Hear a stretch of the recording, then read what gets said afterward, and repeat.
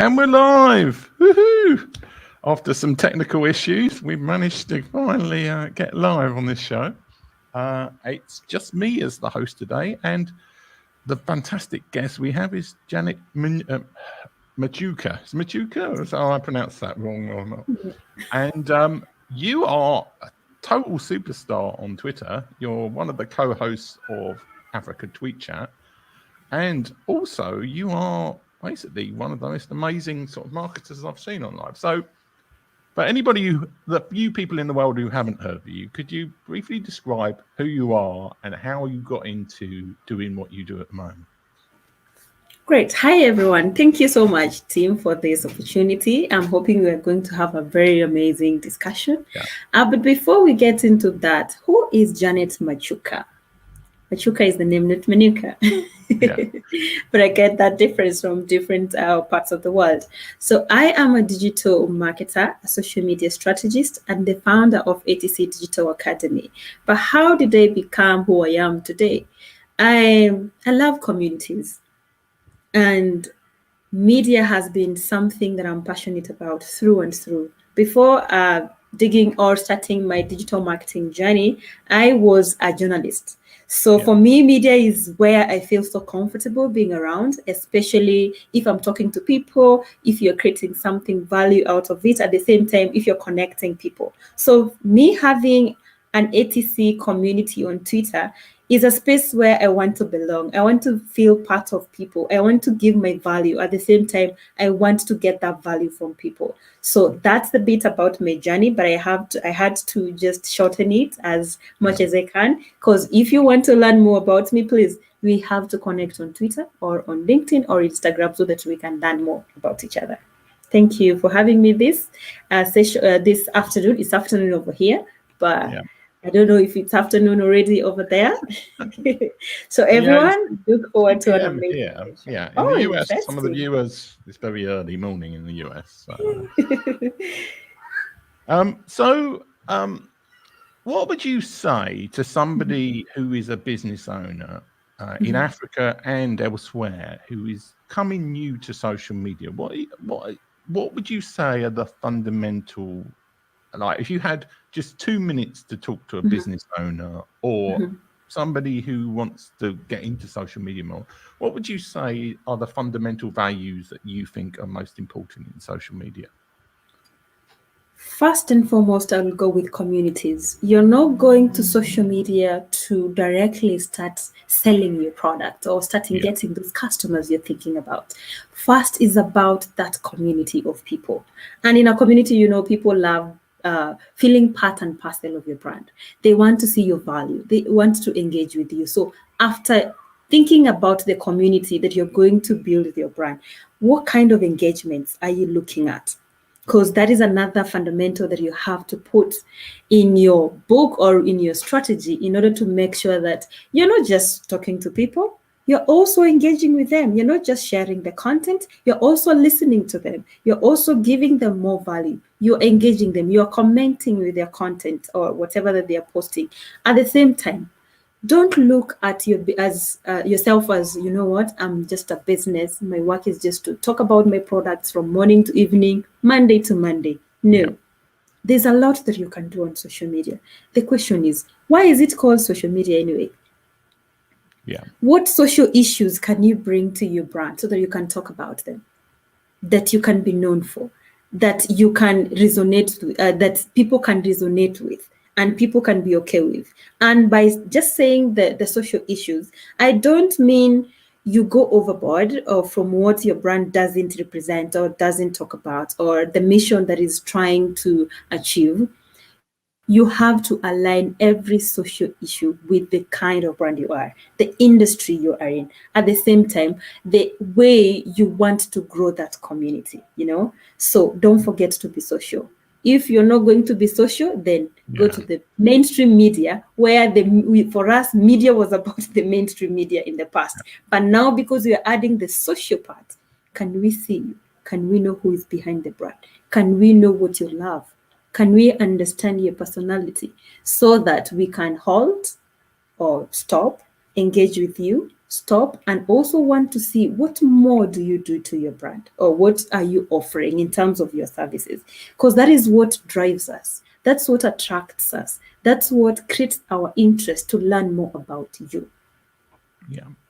So my understanding is you're based in Kenya, aren't you? On the east coast of Africa.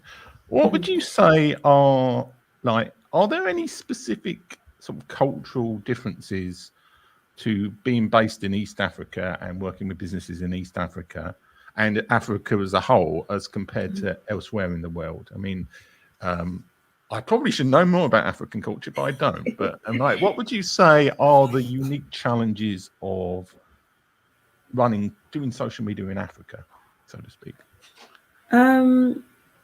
Us as people, I don't think we have so many challenges, because I've realized it's not all about us talking about our products and looking at it from a professional angle.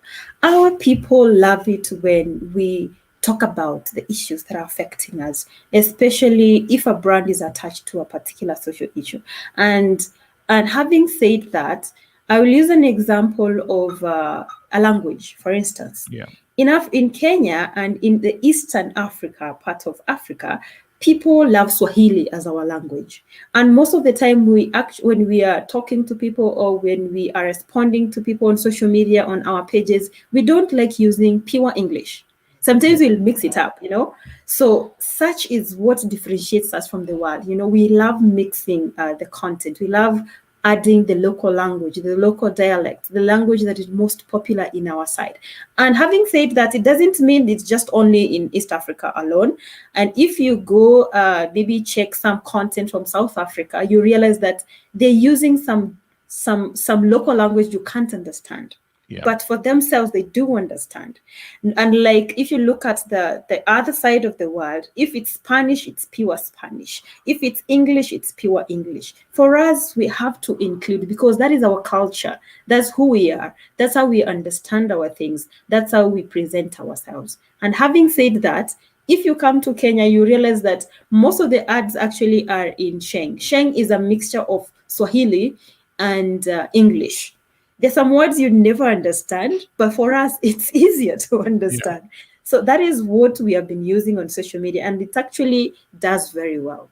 So for us, our people, if you are too good in, the English is perfect, everything is perfect, they feel like, okay, we don't connect, but we understand the English, We get the information, but you know what? Why wouldn't you just add something that will make us feel like, Hakuna Matata? I know you have heard that name. I don't know if you know it. Hakuna Matata. They usually, that is a word that has actually become more popular in Africa, especially it's a Kiswahili name, a Swahili name. But as much as I've used that one, we have so many other that makes us bring that community of people together to understand we are talking about you. We represent you. We want you to engage with us. Or you understand now. Can you give your opinion about this? You'll have to do like a dictionary of little phrases that people from outside of Kenya can put into their social media messages to appeal more. So, I mean, this show we've tried always to talk to people from around the world, but you are our first proper African guest. So, we certainly want more African guests on, because my opinion is and maybe I'll take your view on this, but in the West, we've generally had, especially the US, there's generally been almost a kind of slightly, well, not negative, but parental view of Africa as a whole, like this big amorphous continent somewhere. But in my opinion, it seems to be there's so much happening in Africa that basically Africa is the future in terms of business and everything. There's so much development going on. What would you say are the real positive things that are happening in Africa? And is that view that I have right in that Africa is going to be like the powerhouse of the end of the 21st century?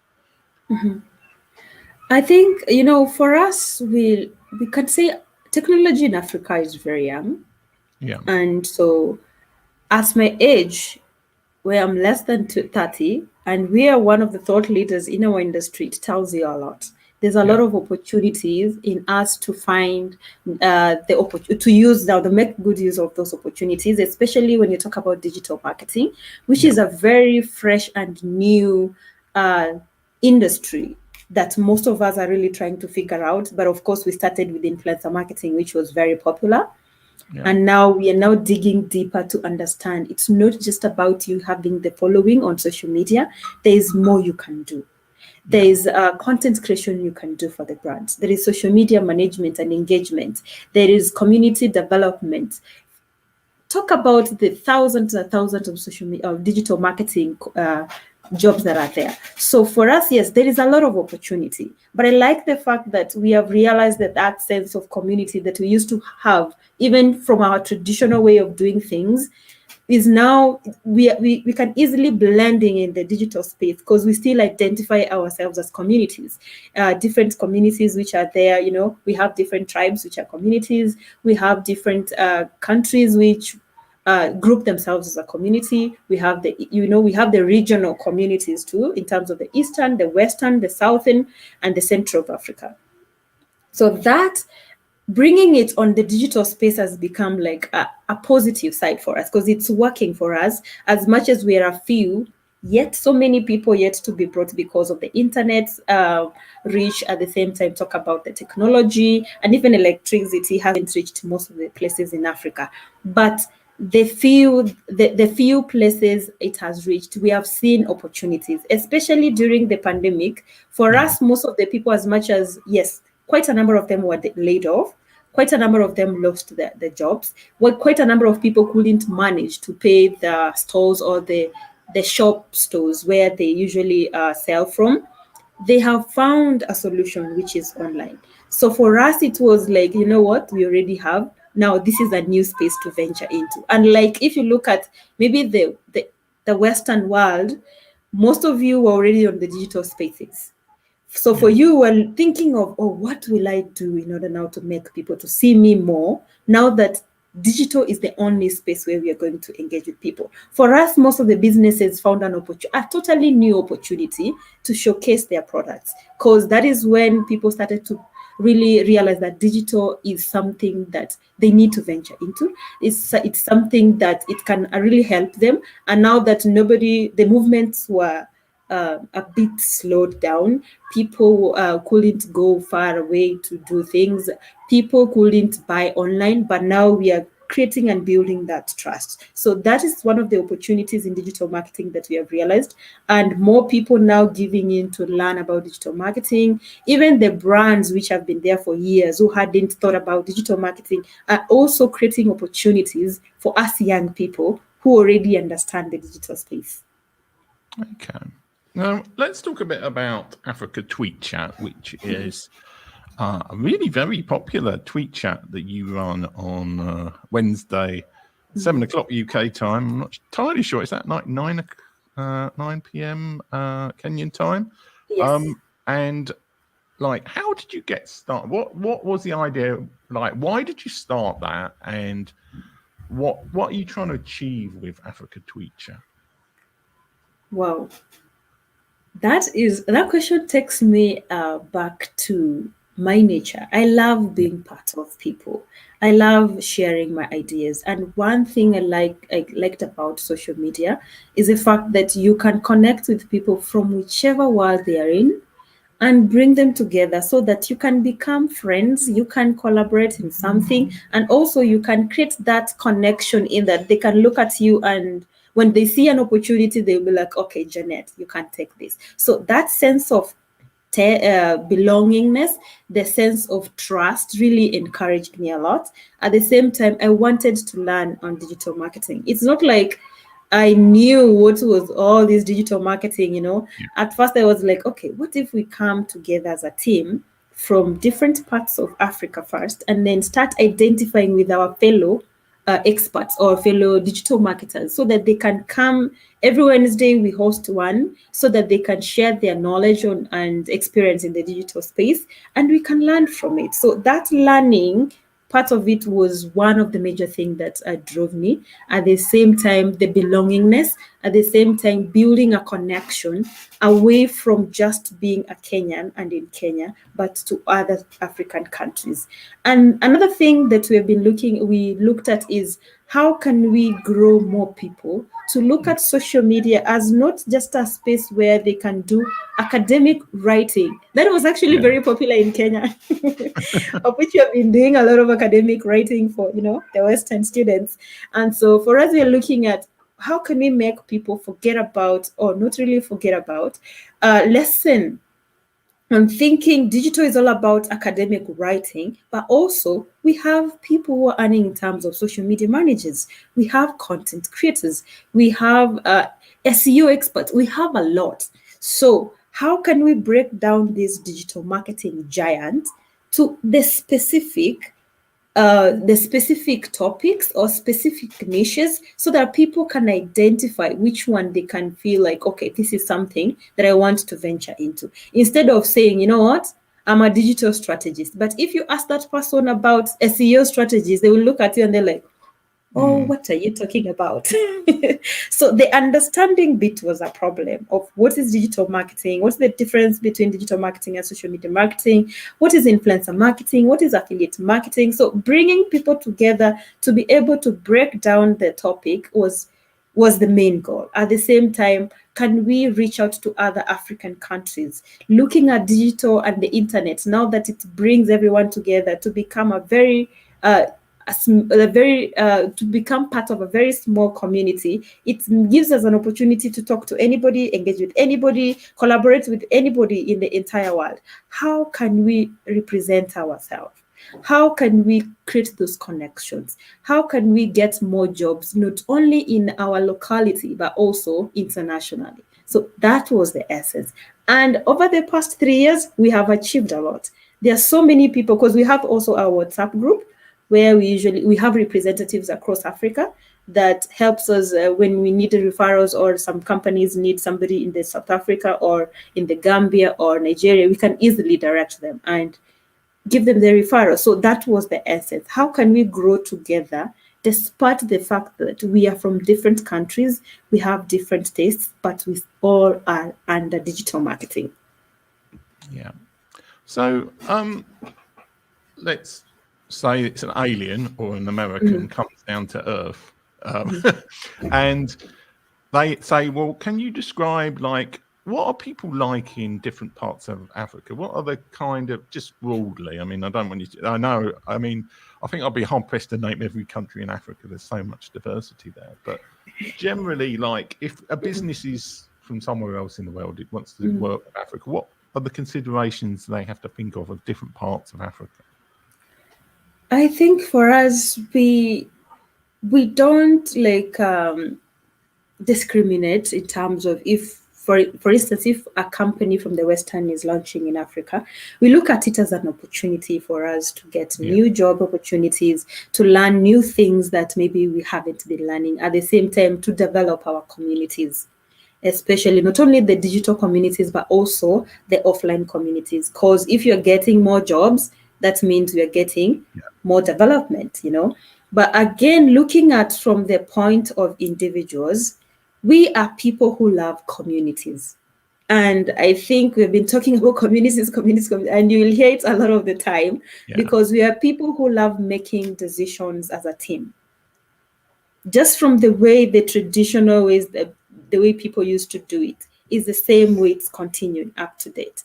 And that's why, as much as we can talk about some issues on social media, it can be, let me say, I don't know if you've ever seen maybe CNN or Al Jazeera say something wrong about another country, especially Kenya, and then you see so many Kenyans, they're at them and telling them, someone tell Al Jazeera, someone tell BBC. So we like doing things as a team. As much as, yes, we might have our own flaws, still that togetherness really pushes us in most of the things that we do. And of course, we want to grow. We want to be seen. We want to be seen as people who can really do something. And I know we have a lot of potential.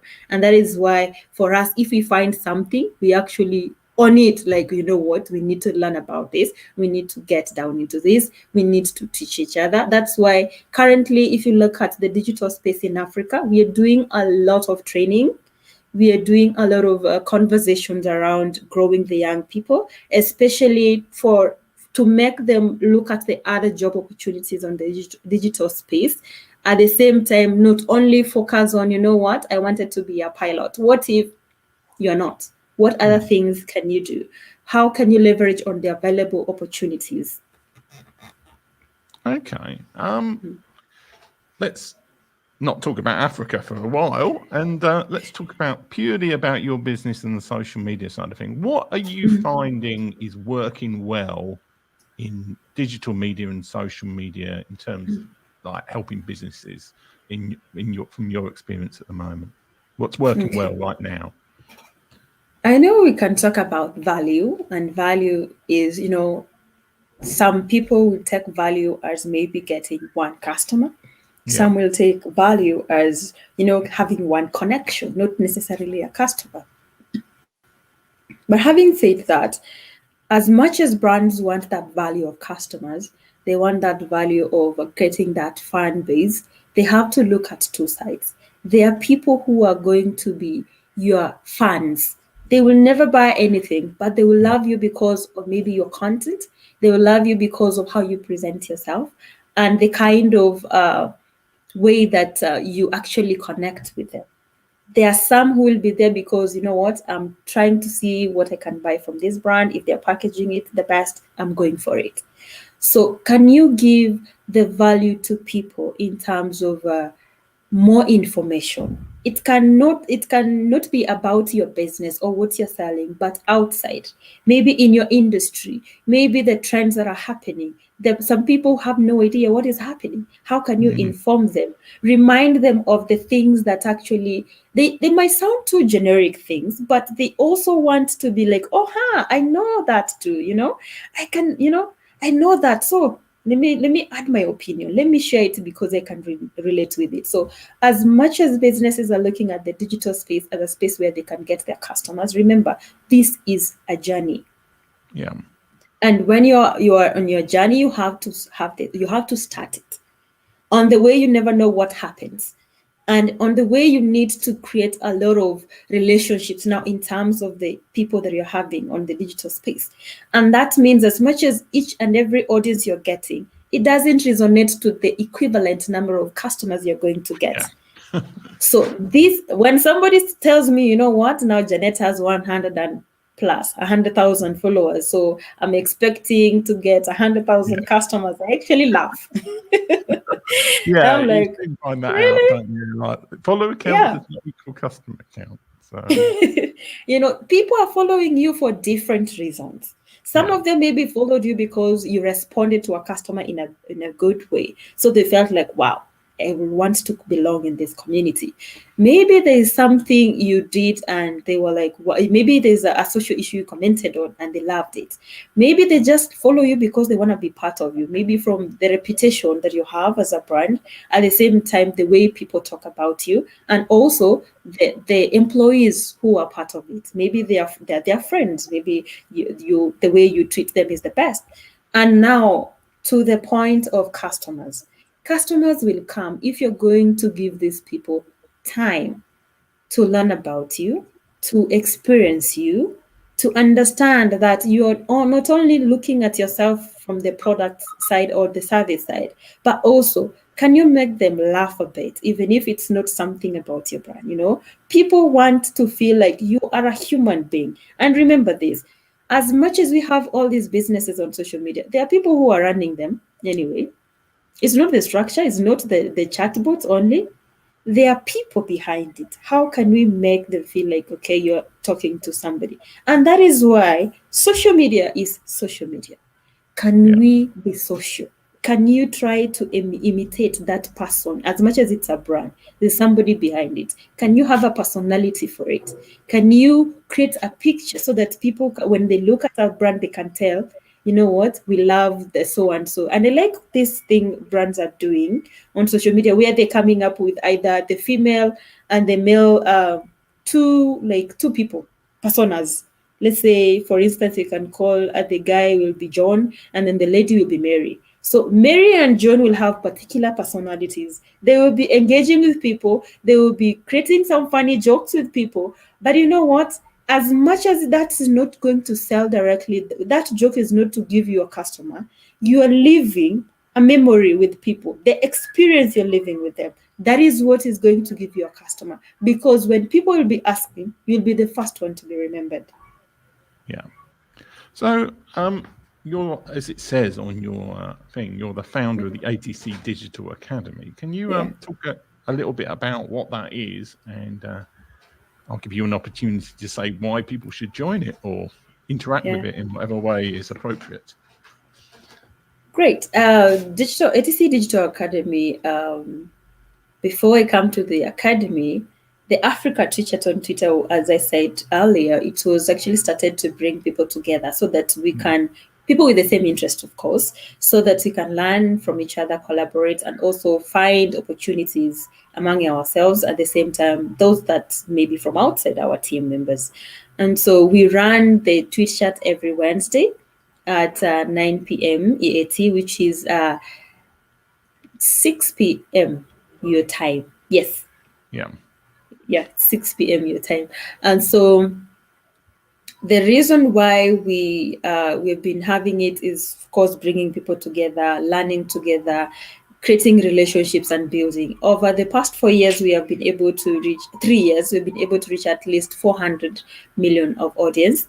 But what I like about it is these team members are not only looking at the point of us just having a chat every Wednesday, and that is why we thought of why can't we build our own academy, which is ATC Digital Academy. Now, we just picked the initials of hashtag AfricaTweetChat so that we can run with it because it's already known, you know. And so our main aim was to create a team of people who can be looked at as people who can be consultants, people who can be sharing more details on what they have been learning through the journeys, especially now that we have worked with different brands, we have experienced what is happening in the market, we know what is happening, and we're always on track when it comes to the trends. We wanted to share that. And at the same time, we wanted to guide and lead people. So us forming this ATC Digital Academy was actually to keep on grounding us, at the same time building us to become the better thought leaders that Africa wants. Because you know what?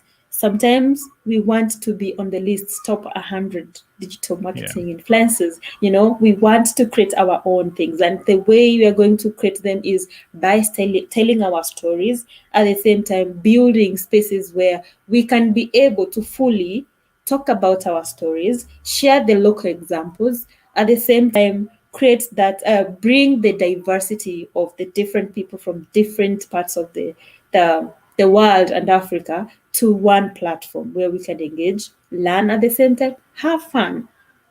Yeah. Okay. Well, that sounds great. Let's. You mentioned earlier that you did you start off doing influencer marketing? Was that the way you started? How would you say, like, how did you make connections with influencers in the first place? How did you get started in that process? Because I know a lot of people like the idea of influencer marketing, but either they're too shy to talk to influencers or approach them, or they pick the wrong influencers. So can we talk a little bit about like how you got started in that influencer marketing kind of approach in Africa? Oh, great. One thing I've learned about influencer marketing is you just go with that popularity you're getting each and every single day to a point that, you start monetizing it. Personally, I can't say that I was popular once and then that's how I became an influencer. It has to always start somewhere. And one thing that really helped me is being in conversations of other people who had already made it. Let me just use it, made it, because they already had that huge following. They had that great conversation around them. At the same time, they are really like, they're the ones who are causing some of the trends on social media. So for me, I'll always watch them and also see what they are doing. But at the same time, as much as I was watching that, I didn't have particular people I can say in Africa who I was looking up to in terms of best digital marketers or best influencers in the digital marketing space who do training, who do content creation. So for me, what I did, I decided now to create now that AfricaTweetChat. That's how it helped me to be able to grow myself as a brand. Because all the time people will tell you, oh, you know what? Janet never reaches out to you from AfricaTweetChat for you to be a guest. I will approach you from my brand.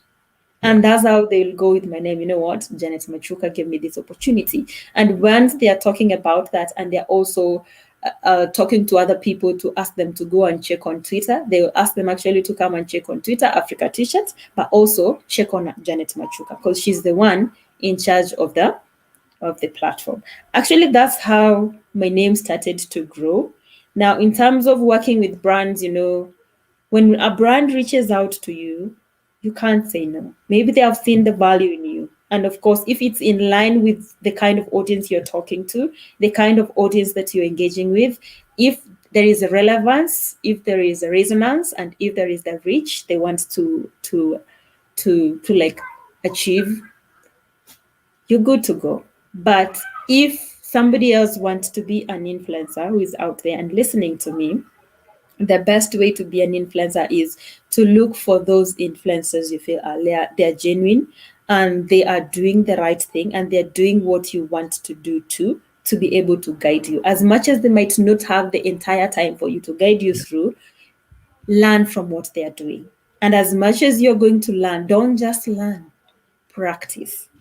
Because one way or the other, you have to identify. I personally identified myself as somebody who wants to be a mouthpiece to others, especially when sharing information about digital marketing, when talking to people in different forums, when being with team in these live stream session. That is how I represent myself as a brand and as an influencer. And this is how I get brands to be able to work with me. But of course, they have to look at the resonance. They have to look at the reach. They have to look at, am I going to gain value from this? Or am I just going to throw my money because, you know what, Janet has a following. So as much as you're looking at the following, look at the value. What is the objective that you want to achieve? Is it the awareness? Is it the conversations? Is it the leads that you want? But remember this, don't expect to work with an influencer and get all the leads, all the customers overnight. Those numbers are of people who are just fans. And they need a lot of things, and they need a lot of communication, contact, for them to be able to give in and be like, okay, I think it's time to buy in. Or maybe they might not buy directly, but they will remember you shared something. So when they will need it, they will come back and be like, Janet, there's a brand you talked about, they do savings. Which one was they?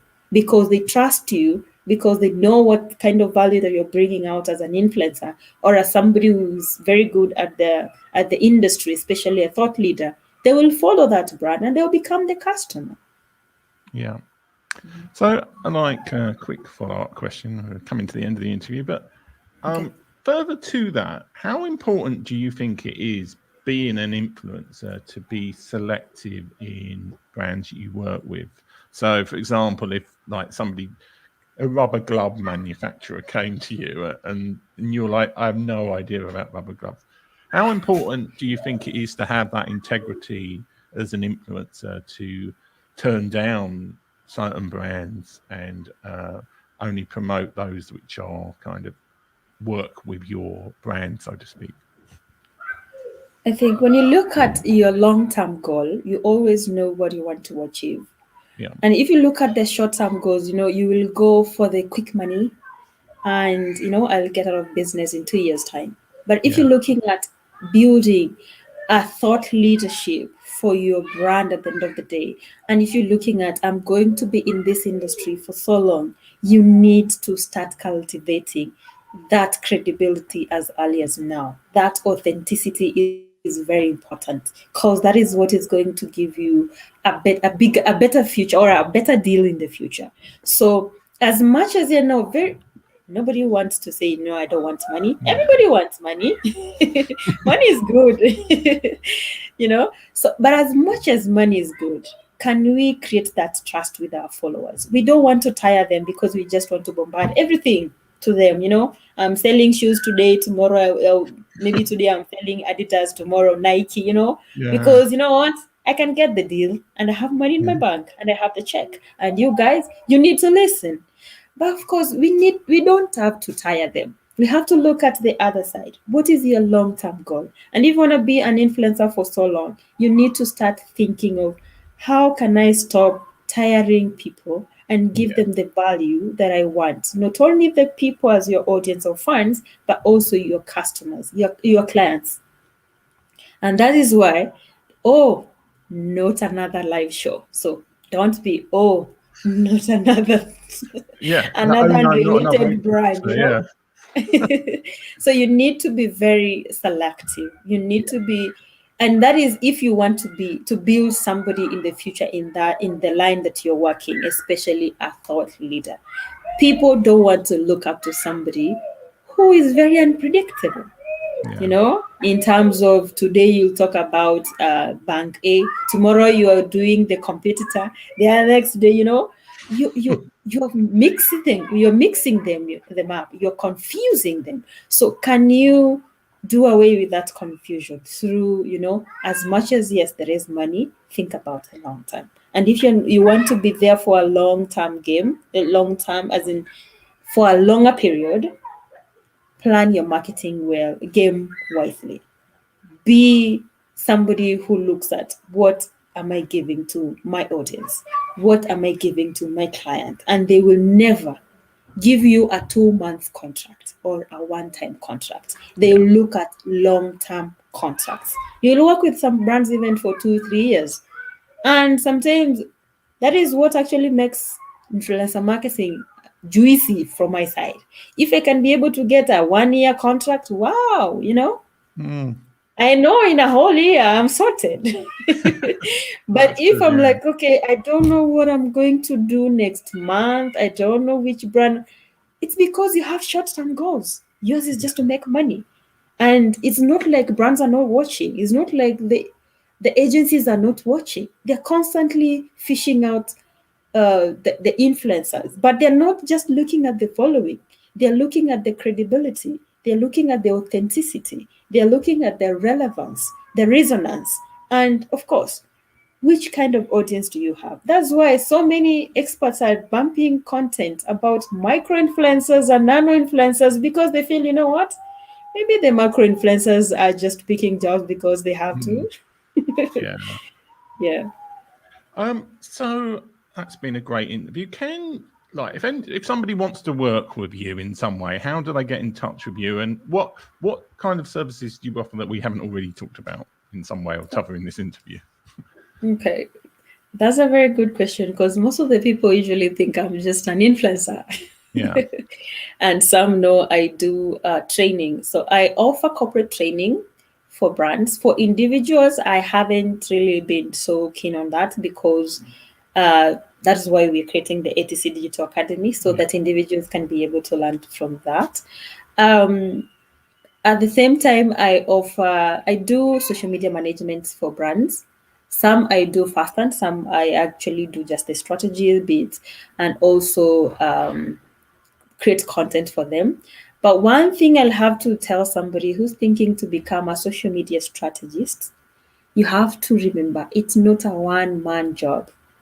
Yeah. It's have to be a team. So when I started digital marketing strategist, for me, I thought this is something very simple. I can sit down and strategize and give. What if that perspective that you have is not what people want? If you have a team of people, it's better. But for now, look at other jobs such as content creation, of which I do very well with some of the brands. At the same time, I also do social media management for brands. Now that I love communities, so community building for brands is one of my best. So I know how to maneuver through, I know how to engage with them. And at the same time, now, still, training is one of my major service that I offer. But now, influencer marketing, of course, it comes. But if you have to look at yourself as only an influencer, what if you don't? What if some months you don't have a contract? Your contract has come to an end, or you don't have a job.